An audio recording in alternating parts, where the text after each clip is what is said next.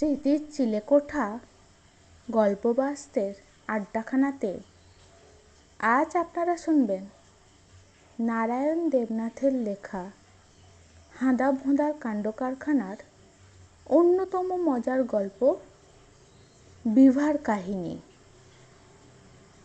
স্কুলের ক্লাসরুমে বেতের স্যাম্পেল দেখিয়ে একজন ভদ্রলোক হেড স্যারকে বললেন, জিনিসটা কেমন বুঝছেন? হেড স্যার বললেন, বেয়ারা ছাত্রদের পক্ষে চমৎকার, আমি 2 ডজন নেব। ছুটির পর বাড়ি যাওয়ার সময় ভোঁদা বলল, ওই 2 ডজন বেত আমাদের পিঠে ভাঙবে, এর একটা বিহিত কর হাঁদা। তাই শুনে হাঁদা বলল, কোনো চিন্তা নেই, বিহিতের ব্যবস্থা করছি। একটা বড় ঝুড়ি দেখে হাঁদা বলল, আহ, এই রকম একটা ঝুড়ি আমি চাইছিলাম। সেই ঝুড়িটা নিয়ে চিড়িয়াখানায় গিয়ে হাঁদা একজন লোককে বলল, আমি বিভারটা একবেলার জন্যে ধার চাইছি। লোকটা বলল, ঠিক আছে, আমি ওটাকে তোমার ঝুড়িতে ভরে দিচ্ছি। ঝুড়িতে করে সেই বিভারটা নিয়ে হাঁদা আর ভোঁদা স্কুলে এলো। হাঁদা হাসতে হাসতে বলল, হি হি হি হি, এটাকে স্যারের বেত রাখার আলমারিতে রেখে দেব, আর ওগুলো চিবিয়ে রাখবে।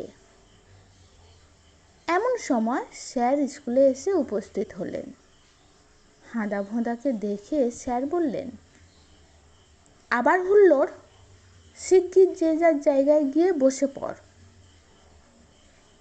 আলমারির দিকে তাকিয়ে স্যার বললেন, আরে, আমার আলমারির ভেতর থেকে কিসের শব্দ আসছে? এই বলে আলমারিটা খুলতেই বিভারকে বেরিয়ে আসতে দেখে স্যার লাফিয়ে উঠে বললেন, এ কি, এটা আবার কি?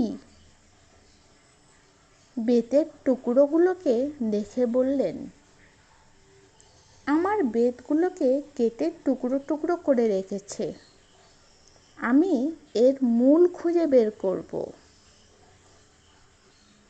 এরপর ক্লাসের মধ্যে বিভারটাকে দৌড়তে দেখে ভোঁদা বলল, শিগগির ওকে ধর হাঁদা, যে কোনো মুহূর্তে স্যার এসে পড়তে পারেন।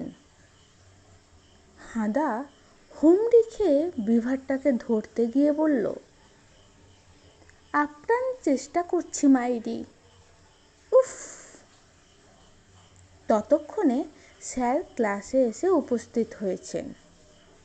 বিভার হাতে হাঁদাকে দেখে স্যার বললেন, এই যে, এসব শয়তানির মূলে তাহলে তুই হাঁদা, পালের গোদা, দাঁড়া, বেতিয়ে সিধে করে দিচ্ছি।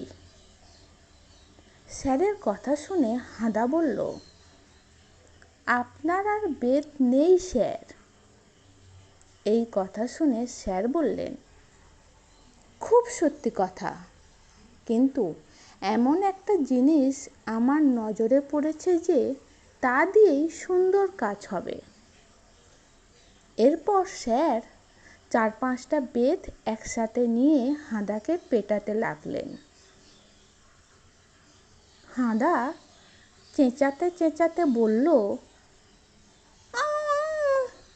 হতভাগা, ঝুড়ি কেটে বেত জোগান দিচ্ছে।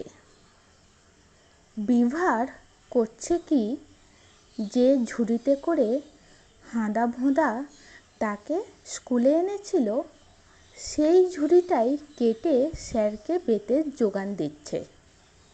তাই দেখে ভোঁদা বলল, ই, হাঁদার বিভারটাই দেখছি হাঁদার সঙ্গে বিশ্বাসঘাতকতা করে ফেলল।